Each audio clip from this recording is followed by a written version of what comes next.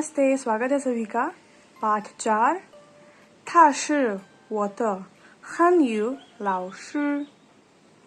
他是我的汉语老师 अर्थात वह मेरी मंदारिन भाषा की अध्यापिका है।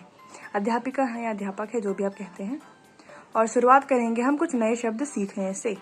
तो देखिए, जैसे कि हम पढ़ सकते हैं त अर्थात का, की और के। यह है इसका हंज, साथ में देखते भी चलिए। च अर्थात यह है च, ये निष्पक्ष टोन है और यह चौथी टोन है। दोनों हम इस शब्द का प्रयोग कैसे कर सकते हैं? हमने शम शब्द सीखा था, शन्म अर्थात क्या। च शि शन्म, च शि शन्म, यह क्या है। 这是我的咖啡，这是我的咖啡，यह मेरी कॉफी है। शाब्दिक अर्थ है यह है मेरी कॉफी। तो इस शब्द त जो बताता है का, की और के, यह हमें अधिकार सूचक शब्द है। ये इसका प्रयोग कैसे करेंगे, हम साथ साथ में नियम भी पढ़ते चलेंगे। संज्ञा या सर्वनाम है और उसके बाद त शब्द का प्रयोग होता है और फिर संज्ञा शब्द का। तो इस नियम को ध्यान में रखते हुए यदि मैं इसी वाक्य में देखूं, वो हो गया एक सर्वनाम और उसके बाद आया त और उसके बाद आई संज्ञा काफे, कॉफी, वाटर काफे। कुछ अन्य उदाहरण देखते हैं। नी त शू, शू अर्थात किताब, नी अर्थात तुम और नी त मतलब तुम्हारी, तुम्हारी किताब। नी सर्वनाम हो गया, त शू संज्ञा हो गई। 我是你们的汉语老师， मैं हूँ तुम सबकी, नीमन हो गया तुम सब की, हानयू यानी मंदारिन भाषा, लाओशी की गुरु। हम हिंदी में बोल लेते हैं हमारी इंग्लिश की टीचर, लेकिन यहाँ पे इस भाषा में सिंपल हमें विषय का नाम बोलना है और लाओशी, तो हानयू लाओशी, मैं हूँ तुम सबकी हानयू लाओशी। 这是我的茶，这是我的茶， यह है मेरी चाय, यह मेरी चाय है। 这是我的茶। चलिए अब अगला एक और नियम सीखते हैं इसी त शब्द के संदर्भ में। वह है कि जब हमें परिवार के सदस्यों के बारे में बात करनी हो, अब क्योंकि परिवार के सदस्य हमारे करीबी होते हैं तो हम उसमें त का प्रयोग नहीं भी करते हैं, ठीक है।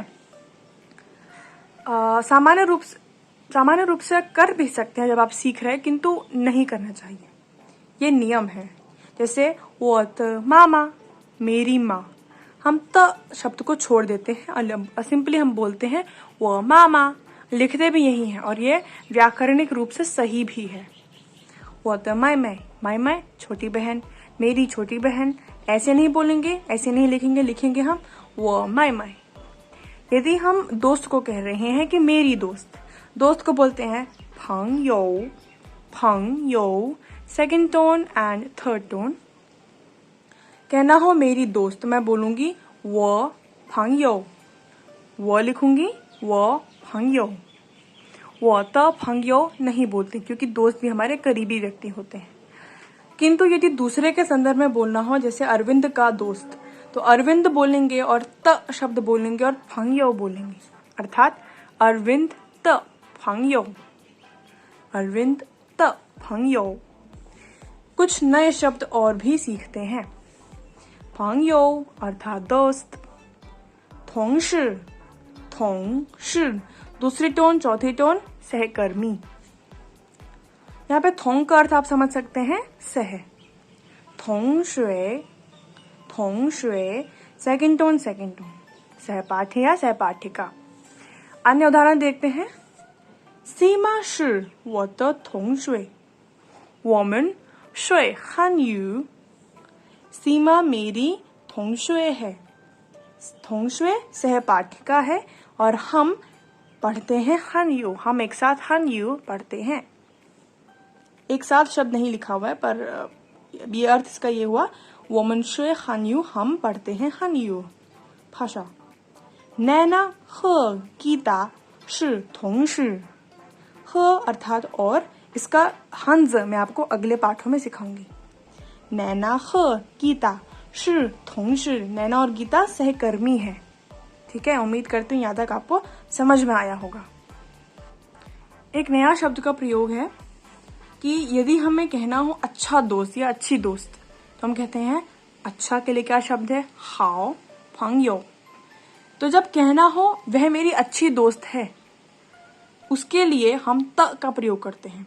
असल में हाओ एक विशेषण है, तो विशेषण से पहले त का प्रयोग करना आवश्यक है। यानी विशेषण और उससे पहले त और उससे पहले सर्वनाम या संज्ञा, और इस विशेषण के बाद आता है संज्ञा हमेशा से या सर्वनाम।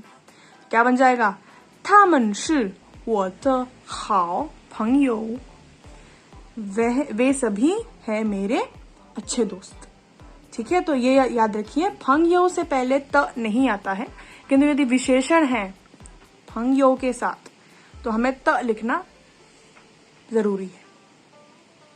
कुछ नए शब्द, पुल्लिंग शब्द को कहते हैं नान, नान, स्त्रीलिंग न्यू, न्यू, थर्ड टोन, व्यक्ति को कहते हैं रन, रन। अब यहाँ पे मैंने अपनी पहली दूसरी वीडियो में बताया था कि ची, ची, शी, ल और न के साथ यू आता है, और आखिरी दो वर्णों के साथ जब यू लिखते हैं तो हम इसमें दो बिंदु भी लिखते हैं।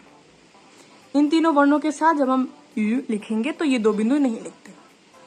कुछ अन्य शब्द, आदमी कहेंगे हम नान रन, नान रन, न्यू रन, न्यू रन, नान शंग, नान शंग, न्यू शंग, न्यू शंग।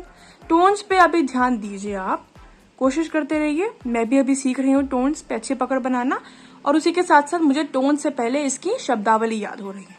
उम्मीद करती हूँ आपको भी शब्दावली याद हो रही होगी। दो नए शब्द और, नानशंग फंगयो, नानशंग फंगयो।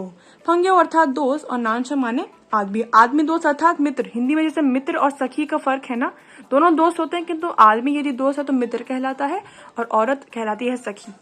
वही बात है, नू शंग फंगयो, नू शंग फंगयो। फिलहाल इस वीडियो में इतना ही सीखते हैं, इसका भाग 2 मैं जल्द ही लेके आऊंगी।